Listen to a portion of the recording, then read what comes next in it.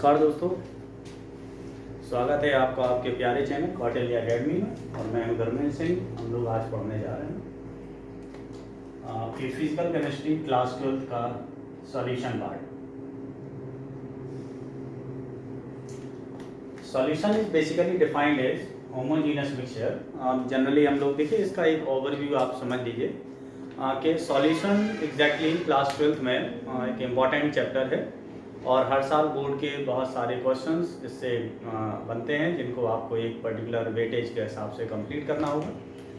और सॉल्यूशन वाले इस चैप्टर में हमें दो पार्ट में इसको हम स्टडी करते हैं। एक होता है थियोरेटिकल पार्ट जिसमें आप उसके जो कॉन्सेप्ट्स हैं सॉल्यूशन के वो पढ़ लेंगे आप, और इसके बाद जो दूसरा पार्ट है that is the numerical part. तो दोनों से क्वेश्चन बनते हैं, एक कुछ क्वेश्चंस आपके थ्योरी वाले पार्ट से आते हैं और कुछ क्वेश्चन जो है न्यूमेरिकल वाले पार्ट से आते हैं। क्वेश्चन आते दोनों से ही हैं। हर साल ये श्योर है कि ये क्वेश्चन आपको या दो क्वेश्चन न्यूमेरिकल के मिलने हैं सॉल्यूशन से और कुछ क्वेश्चंस आपको थ्योरी से मिलेंगे। तो दोनों ही सेगमेंट्स को आपको ठीक से पढ़ना होगा। हम लोग पहले जनरली सॉल्यूशन का ओवरव्यू देख लेते हैं जिससे कि आगे हमें पढ़ने में कोई दिक्कत ना हो। तो solution basically is defined as homogeneous mixture. What do we call solution is called the homogeneous mixture. हम लोग इसको होमोजीनस मिक्सचर कहते हैं। नॉर्मली आपने क्लास 9th लेवल पे पढ़ा होगा पहले is matter around us, pure 9th में पढ़ते हैं हम लोग, और मैटर इन अवर सराउंडिंग। उसमें जनरली मिक्सचर के बारे में बता देते हैं। तो आपको भी एक कॉन्सेप्ट ठीक से होगा कि एक्जैक्टली मिक्सचर क्या होते हैं। जब हम दो या दो से ज़्यादा सब्सटेंसेस को आपस में ऐड कर देते हैं तो क्या बनता है, मिक्सचर बनता है। अब ये मिक्सचर कैसा हो सकता है, होमोजीनस भी हो सकता है और हेटेरोजीनस नेचर का भी हो सकता है। तो सॉल्यूशन कैसा होता है, होमोजीनस मिक्सचर है जिसमें दोनों ही कंपोनेंट या दो से ज़्यादा कंपोनेंट जो ऐड किए जाते हैं सॉल्यूशन में वो एक ही फेज में ऐड हो जाते हैं, एक ही फेज में अपीयर होते हैं। आप उनको डिफ्रेंशिएट नहीं कर सकते दो या दो से ज़्यादा जो सब्सटेंस ऐड किए गए हैं कि इसमें पर्टिकुलर सब्सटेंस किस फेज में है या दूसरा सब्सटेंस किस फेज में है। जैसे इसको एक एग्जाम्पल से समझते हैं। हम जब सॉल्यूशन की मेकिंग करते हैं तो it essentially requires a substance जिसको हम सॉल्यूट कह सकते हैं जो माइनर क्वांटिटी में होता है, और दूसरा जो कंपोनेंट होता है दैट इज कॉल्ड सॉल्वेंट। दो चीज़ें शामिल होती हैं, एक तो सॉल्यूट है और दूसरा सॉल्वेंट है। अगर हम सॉल्यूट और सॉल्वेंट को एक निश्चित प्रोपोर्शन में मिलाते हैं तो एक अलग तरह का सब्सटेंस तैयार होता है या एक मिक्सचर तैयार होता है जिसको हम क्या कहते हैं, सॉल्यूशन कहते हैं। सपोज हमने सॉल्यूट को ए से डिनोट किया और सॉल्वेंट को बी से डिनोट करते हैं तो सॉल्यूशन क्या बना, ए बी बना। This is called making of solution. अब सवाल ये आता है कि ये सॉल्यूट क्या है और सॉल्वेंट क्या है।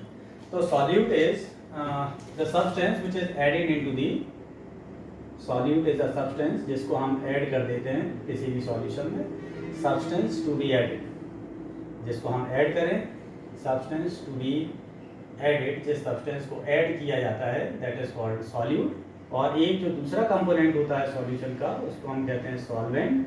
सब्सटेंस जिसमें सॉल्यूट को ऐड किया जाता है उसको हम सॉल्वेंट कहते हैं। तो substance in which solute is added, in which solute is added, जिसमें हम सॉल्यूट को ऐड करें दैट इज कॉल्ड सॉल्वेंट। तो दो चीज़ें हैं, एक तो सॉल्यूट और दूसरा क्या है, सॉल्वेंट।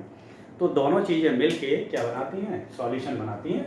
अगर वो आपस में कैसी हो जाती हैं, होमोजीनस स्टेट गेन कर लेती हैं। तो depending upon number of components, अगर हम कंपोनेंट्स के नंबर के आधार पर अगर हम देखें कि सॉल्यूशन कितने टाइप के होते हैं तो हम उसको बहुत इजीली क्लासीफाई कर सकते हैं। हम we can call it types of solution. हम क्या कहते हैं उनको, टाइप्स कहते हैं सॉल्यूशन के। तो जब हम टाइप्स के पढ़ते हैं तो solution can be binary solution. एक सॉल्यूशन कैसा हो सकता है, बाइनरी सॉल्यूशन होता है।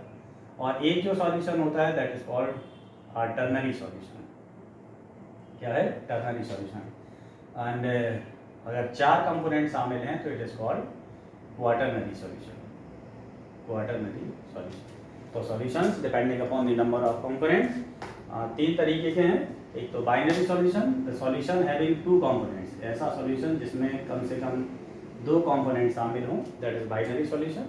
और सॉल्यूशन जिसमें तीन कंपोनेंट शामिल हैं that is called ternary solution. और सॉल्यूशन जिसमें चार कंपोनेंट शामिल हों that is called quaternary solution. तो जैसे मान लीजिए कि किसी भी सॉल्यूशन में एक सॉल्यूट है और दूसरा सॉल्वेंट है तो दो कंपोनेंट्स हो गए तो that is called the binary solution. लेकिन अगर हम सॉल्यूट दो तरह के ऐड करते हैं, जैसे हमने मान लीजिए sugar is added in water, तो शुगर एक कंपोनेंट हो गया, वाटर दूसरा कंपोनेंट हो गया। अब शुगर के साथ हमने मान लीजिए कोई some amount of salt is added into the solution, तो अब कंपोनेंट तीन हो गए, सॉल्ट भी हो गया, शुगर भी हो गया और वाटर भी हो गया। तो तीन कंपोनेंट से जब सॉल्यूशन बनेगा तो उसको हम टर्नरी सॉल्यूशन कहेंगे। अब अगर इसमें कोई एक और तरह का सब्सटेंस हम ऐड कर दें तो it becomes a quaternary solution. तो ये डिपेंड करता है कि आपने कितनी चीज़ों को ऐड करके, कितने तरह के सॉल्यूट ऐड करके सॉल्यूशन को बनाया है। जितने तरह के आप सॉल्यूट उसमें ऐड करेंगे उसी हिसाब से सॉल्यूशन की ये डिग्री चेंज हो जाएगी। It is binary, ternary and quaternary. Solution जब मेकिंग की जाती है तो याद रखिए सॉल्यूशन को बनाने के लिए आप एक तरीका ये हो सकता है कि जो सॉल्यूट कंपोनेंट है it can be a solid substance can be added into the liquid. Solid को आप लिक्विड में ऐड कर सकते हैं और सॉलिड को लिक्विड में ऐड करेंगे तो जो सॉल्यूशन बनेगा that is called solid liquid solution. क्या कहेंगे हम उसको? Solid in liquid solution. क्या कहलाता है? Solution solid in liquid solution. इस तरह से हम समझ सकते हैं।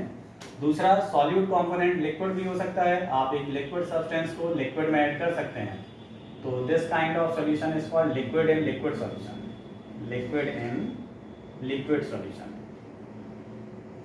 एंड थर्ड पॉसिबिलिटी इज कि gaseous substance can be added in liquid, तो this is called gas in liquid solution. तो all the three phases can be added into liquid.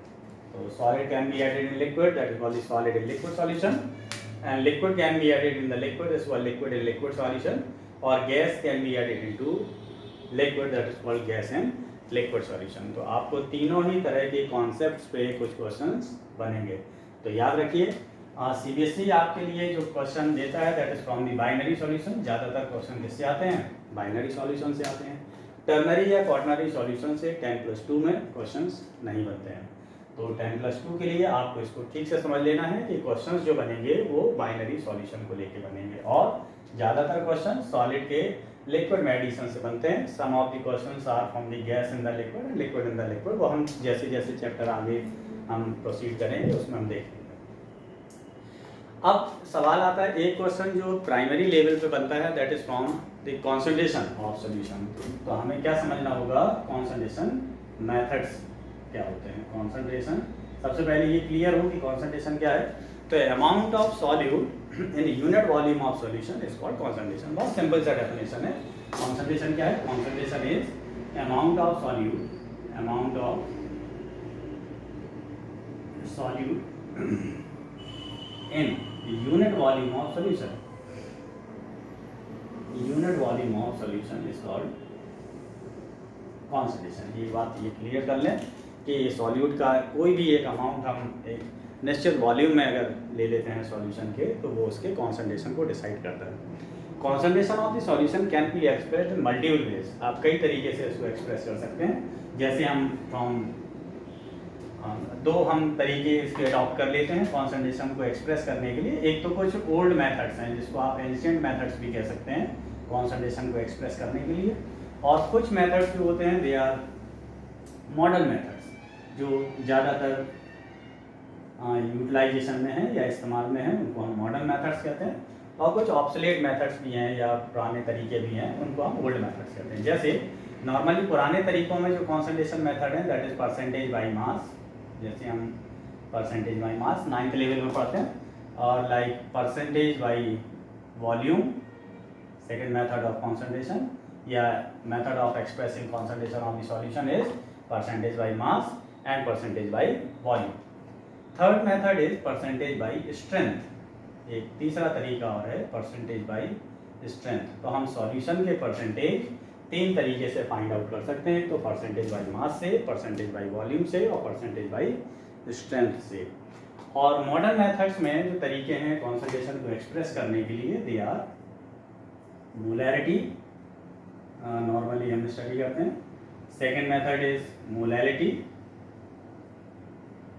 And third method is normality, and fourth method is formality,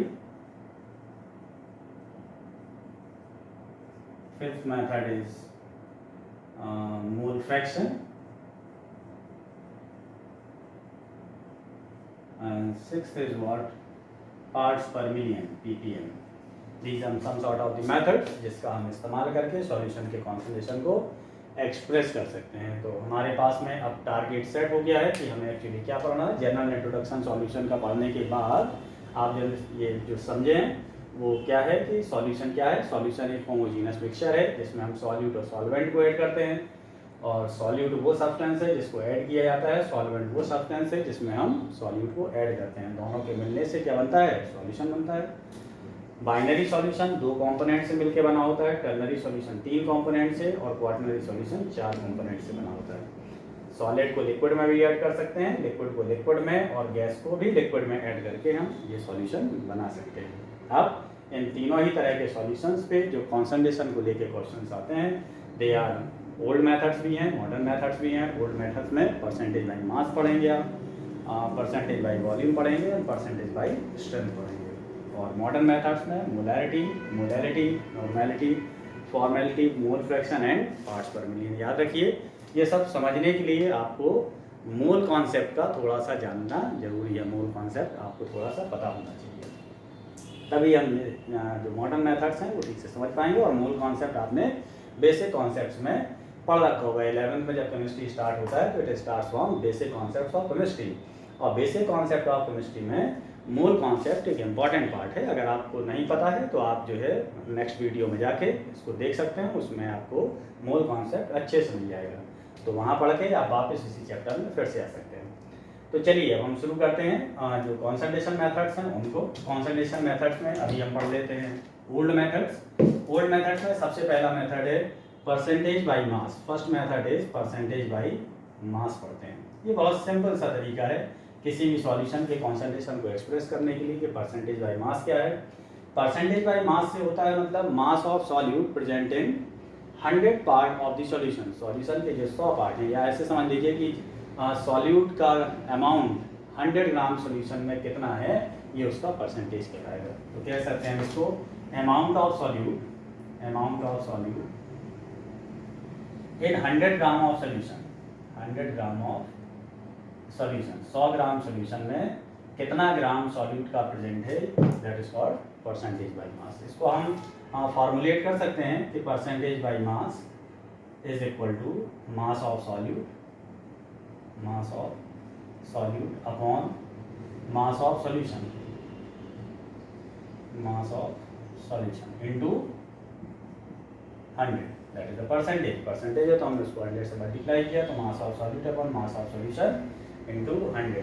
तो हम इसको abbreviation wise अगर लिखते हैं तो percentage by मास को हम लिख सकते हैं weight by wait percentage, right. तो क्या लिखेंगे हम इसको, सॉल्यूट को हमने ए से डिनोट किया है और डब्ल्यू वेट को रिप्रेजेंट करता है, तो W A upon W A यानी solute and W B solvent.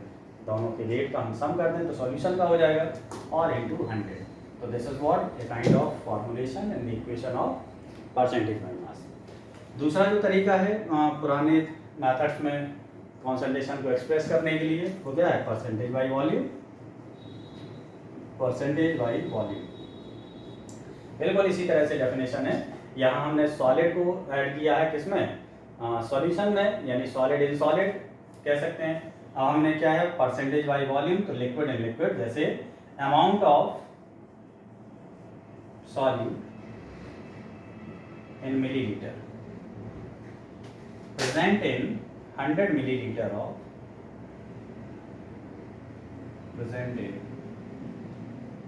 100 milliliter of solution। 100 ml solution में सॉल्यूट का कितना अमाउंट प्रेजेंट है मिलीलीटर में, ये देखा तो परसेंटेज बाई वॉल्यूम कहलाता है। तो percentage by volume equal to is equal to volume of solute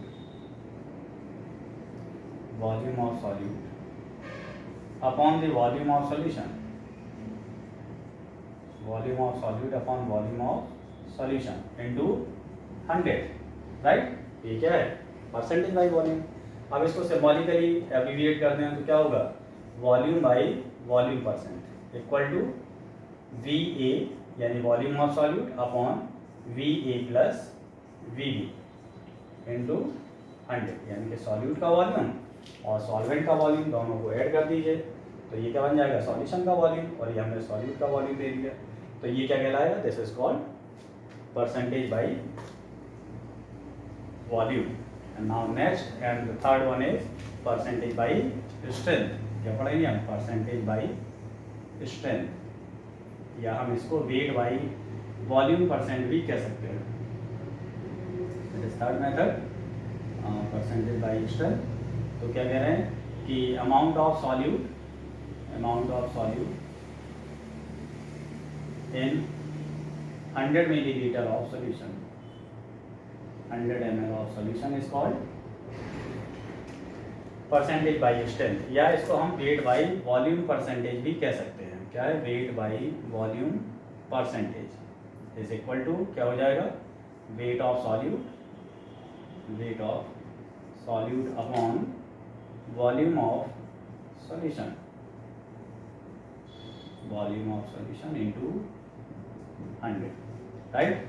तो हम इसको एब्रिविएट करें, weight by volume percent is equal to WA upon capital V into 100। Capital V मतलब volume of solution, that is called percentage by strength. So these are the three methods which are very popular and the common methods to find out the concentration of solution. इसके बाद हम next video में देखेंगे कि modern methods क्या हैं concentration को find करने के लिए।